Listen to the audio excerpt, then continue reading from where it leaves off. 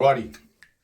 Okay, now that we've turned the water off at the mains and I've gone outside and found the most lowest point of the house and opened up that tap to relieve the pressure of the water, I talked about this in the other video. This one I've already done. I'd highly recommend that you watch the other video because your problem might actually be exactly that it just simply needs reseating. I'm just going to loosen this off here. We talked about it at the other video. Most things are covered. That might be your problem. This is a video is only for the problem where there's nothing wrong with the actual tap washer. I know that that's new. There's nothing wrong with that one. The problem is inside here. Did you get that angle? So now you can see that the actual seat is actually pretty good. There's nothing really that badly wrong with the seat. It's just too low and there's not much meat left in it. So what we're going to do is we're going to insert, what we're going to do is put one of these in. You get these in a kit. We don't need that. Okay. So this is basically a replacement seat. And what the seat that would normally, the washer, get rid of that one, what the washer would do, it'll come down and sit on this. But normally it sits on what we just showed you was on the back. And what this will now do is it's going to gain us that depth there, which is about at least 3 millimeters of extra meat, which is what we've lost in the course of grinding this seat back. We're now going to get it back with this unit. It comes in the kit. You can see there, that's what happens. We want it back. But to get that to screw in, the whole kit comes with these units here. I've actually just added this for a moment because it's just a cheap basic reseating tool. Normally I would use my cordless drill with a good quality reseating kit. You don't need this. This will do the trick in this case. Don't panic, but you just need to make sure that with this unit here, which you should have anyway, especially if you watch the other video, that when we go to put this in, that this here sits neatly. Because it's got like a rubber stopper there, but if the back of the seat that exists at the moment has already got a massive gash in it, it's going to slip out the back there anyway, and you're still going to end up with a leak.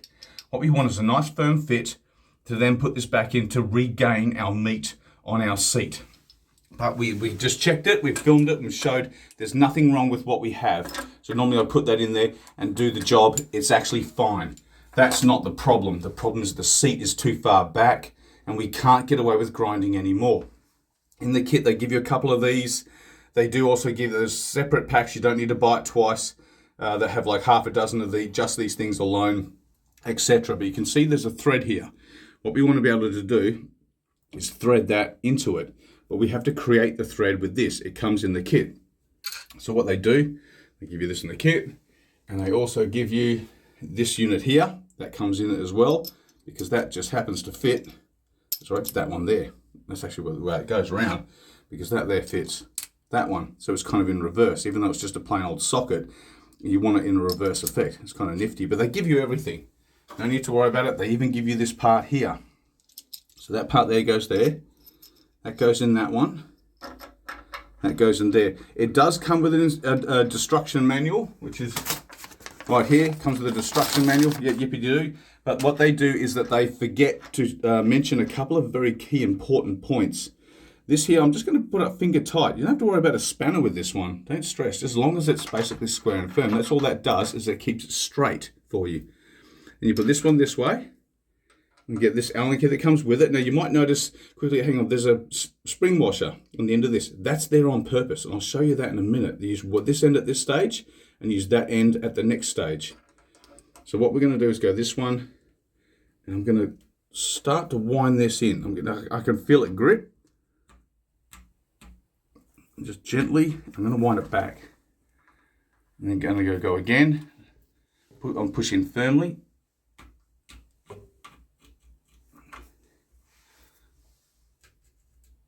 Yeah, you can actually hear it. I'm going to wind it back. It doesn't tell you to do this in the instruction manual. When you're tapping something, I've got half a turn, quarter turn back. The instruction manual doesn't tell you about this. It just tells you to wind the thing in. No, relieve it. Come back. Half a turn, quarter turn back. You're grinding. half a turn, quarter turn back, half a turn, quarter turn back,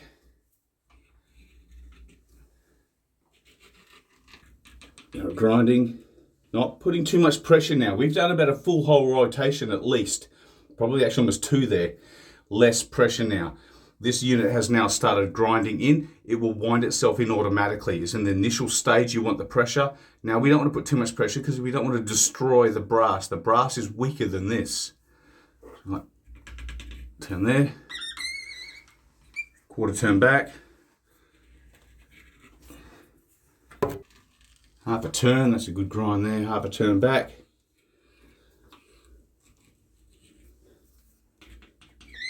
I'm using 2 hands here because I want to try and keep this square. If you just use 1 hand, you'll end up twisting this on a funny angle. You don't want that. Half a turn back. Just clear it out. It's starting to stick out. Okay, so I think we've gone through. So it's now loose here. It's turning well with it, with the thread. Okay, it stopped. I can't really go any, it's starting to feel like there's pressure there. Stop. What's happened now is this here has reached the very furthest point of the seat, of the back of the unit. I will show you on the diagram on the screen. It's stopped there. If you kept on trying to wind that more, you're going to destroy everything you've just done. So what we're going to now we've reached it, we're going to now just gently unwind this. You don't remember, this is stronger than the brass, so you would destroy the brass. Everything that you just created, you'll destroy it if you overdo it. So gently wind that out. See, it's now loose. This is no longer needed. This we just did a finger tight, so I should be able to loosen it. Now what we've just created, what the kit does for you, is there should be a lot of debris in there. See all that debris?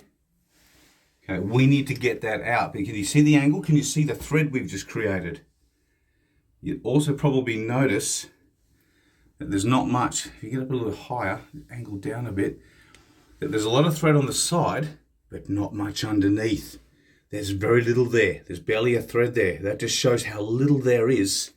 If I had a decent pointer, hang on, we use the screwdriver as a pointer to show what I mean, that just how little there is left.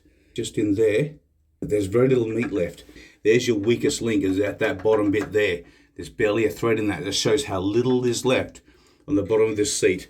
I'm just going to get all this out and make sure that debris is out of there.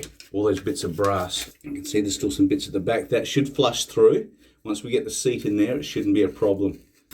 Okay, so we've got that clean. That'll do for now. Or if you really were desperate, you could actually turn the mains water back on just slightly. It'll blast all that crap out of there really quick. But you'll also end up with a heck of a mess on the floor. Just going to get our dude. Now this is where the spring washer dude comes in. See, it's already, it'll come with the kit and it's already on there. You think, did that get jammed on there by accident? No, it's actually on purpose. You'll see you put that in there. See how it stops it? That's what it just did. Make sure that's why you want the debris out, because when we go to screw that in, you don't want any of that debris getting jammed in that collar there or against the seat that we're just about to put in. I'm just going to gently, we've got that lined up. It should turn nicely. If it doesn't, you got the angle wrong. Like, you don't want to have it like left or right or up or down. You want it nice and straight. If it starts to turn neat, it means you've got it right. If there's something not, it's body, there's something not right, quickly stop. Make sure you get it square, because you'll destroy everything you've just done, and you will need to use your telephone to call a plumber. And he's going to charge you $170 simply to shake your hand and rock up at the front door. Whereas this kit is way less than that. Okay, I'm turning it. I'm now getting it just to a point that it's firm. I don't want to overdo it, because remember I said there's not much meat there. Forget about the side torque. There's only a tiny little bit, like about that much of the actual brass left. There's not a lot left there. So I'm just going to just get to it firm. You don't have to be super strong. If you're a lady, don't panic. It's no big deal. Just do what you can do with your hand. That's it. That's firm without being silly about it. To a degree, don't turn it back here and start winding that kind of level of torque. No, it's done this on purpose to put that at that end. There's too much torque going that way. It's just enough going like a little small thing there with your hands. That's about correct. There you go, that's a good shot. Goes in there so that you can see what we've just done here. We've now just brought that seat back forth to where it used to be before I ground it out to oblivion, because the past owners had abused this severely. They didn't fix the tap soon enough. And when you do that, it leaves trenches too big in your seat. You got to grind it right back to get it fixed, and you've just destroyed and lost all your meat. This is a temporary fix. In the end, if anything else goes worse, you'd need to replace this whole unit here, because these two things join together, and then it goes up then through to the spout of the rose. Everything else was okay because we already fixed all this. You don't need to go for them fancy ones, just a cheap like little plastic washer's fine. Hot cold doesn't make any difference. We showed that in the other video. That's all a load of garbage. If they think they're telling you that you have to have them one for cold and one for hot, doesn't matter. But before we screw this back in, again, see how that's right forward? We don't want that. I'm going to get this here and just going to wind it back. Just get it right back. As far back as possible. Okay, now screw it in. Do not screw it in beforehand. Remember, we've just got the seat and brought it all forward. If we left it where it was, that spindle is too far forward. It's back at the old depth, which is what we don't want. Let's just screw that sucker back in. I think we get our barrel spanner, which we just had. Hang on, that feels a bit tight here. Let's loosen it up a bit. Make sure there's no debris in there. That's all right. So I might have to go to the old toothbrush again. But once we hit it with the water, and with this video's getting too long, so let's hurry up. Get that in there. Just a screwdriver will do. It wouldn't be wise, if you have a look at the rose here, that debris, like this stupid old rose we've got here, is larger than these pockets here. So when I turn that on, what's going to happen is that bits of brass is going to get jammed in the back of this.